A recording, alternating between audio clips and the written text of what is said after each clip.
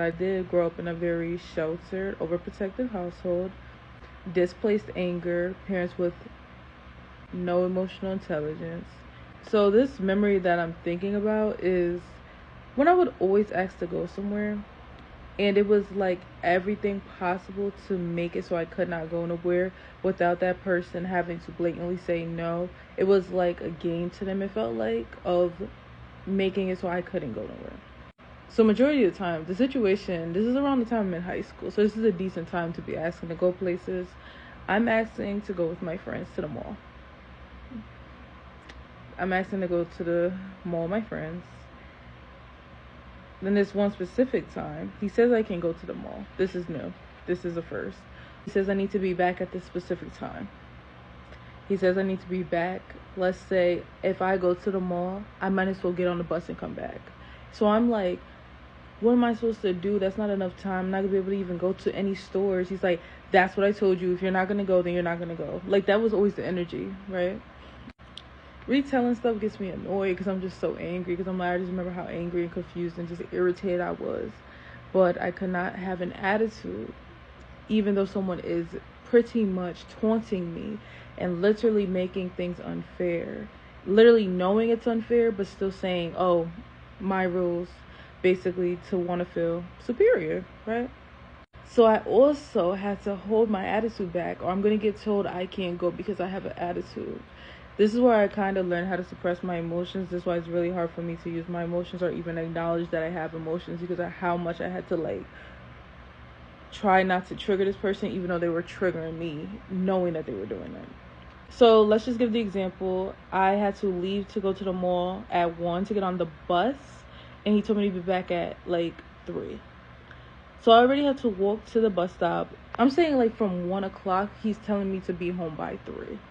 Okay? And I'm getting on a bus, a public transportation. I'm going to the mall with friends in high school. You know you're going to laugh, joke around, go get food, go to a few stores. Realistically, I maybe went to 2. No food. I got food to go because I couldn't even sit with them to eat. So then, as I'm at the mall, I always felt embarrassed because I'm always the party pooper. I always am like, oh my God, my dad said that I have to go home. I have to go home. I can't stay. Everybody else, parents, y'all at the mall, good. Y'all together, stay together, be safe, have fun. That's everyone else. Me? No. Oh, Zai has to leave. She has to leave. She has to go. So this is where I feel like I developed like a lot of shame and embarrassment feelings over my body, because it was always me. It just felt like me. I'm the issue. I'm the problem. So then my friends are like, oh, my mom said that she'll take you home, and my father knew who like my friend's mom was, and like this was like my best friend. Even my other friends, they were like, oh, my mom could just take us home, all home together. Just tell your dad. Just tell your dad. My mom could talk to your dad. I know how my dad is. I'll talk to my dad. I remember getting on the phone, walking away a little bit because I know how he gets. He starts screaming about everything. If it's not what he said, he'll start screaming. So I'm like, hey dad, my friends said that their moms could take me home. They can talk to you. I said, this is me. This is screaming. I'm not gonna scream. I said to get your ass home at 3 o'clock. It is 2:50. It was like, it's 2:30. If your ass is not at this house by 3 o'clock, you're never going outside. I don't care about nobody's parents. Take you nowhere. I told you what to do. If you can't listen to me, and it would just go on, and I'll just be sitting there like rolling my eyes, just like, because like I said, if I gave attitude, it was over, like, no matter what. So this is me trying my hardest to just suck it up and just deal with it, right? So as I'm just standing there, this is when I'm trying my hardest not to cry, because I'm just so frustrated. And this is where I learned to not show my emotions in front of people. I didn't want to cry in front of people, but they probably could tell by my face, probably tell by my eyes getting watery, and I'm just like, I just gotta go home. And they're like, no, Zai, no, let my mom call it. I'm just like, no, I'm just gonna go home. And God bless my friend who always come with me, even though she did not have to, because we live next to each other. But we're booking it to the bus, because still in the back of my head, I'm like, yo, I got to get to this house before this time so that if there's another chance of me going outside, I can. So we're booking it to the bus. I believe we either missed the bus or we got on the right bus. But even if we missed the bus, this is the thing. I walk really slow, right? I'm really short. That's been the whole conversation my whole life. Like, I walk slow because I'm 5'3". Okay, the bus stop in my house is a bit of a distance, right?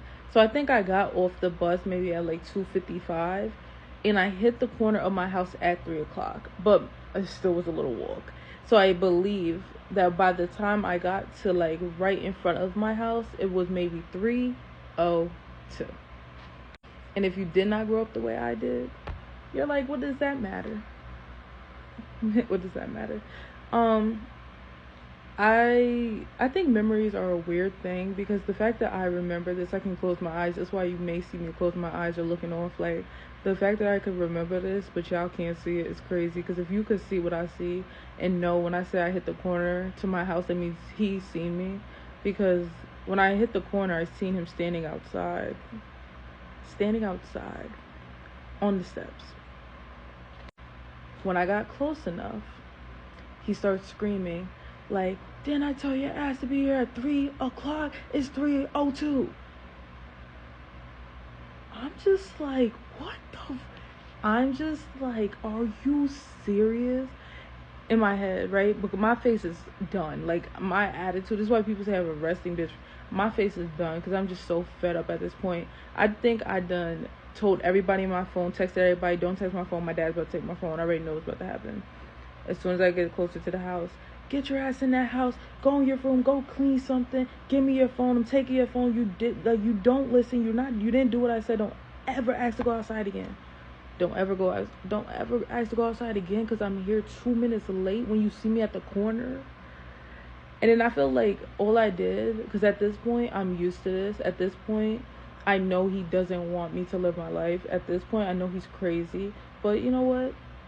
I have to deal with it because I think I'm like 15, 16 at this time. Um, so I'm pretty sure I literally walked past his screaming and I'm just ignoring him. And I think that always made him more mad. I'm just ignoring him. And I just give him my phone, walk in the house, and go straight to my room. Mind you, he's screaming this entire time. I don't even remember clearly, but just that's the idea. He's screaming to the top of his lungs, following me in the house. Literally just keep screaming the same thing. You don't listen. This is why you don't get to go nowhere. This is why you never ask me again. You want to come in 2 minutes late. You want to play with me like you think I'm a joke. You think I'm a joke. That was always the line. That was always the line. I'm just like, okay. So many more stories.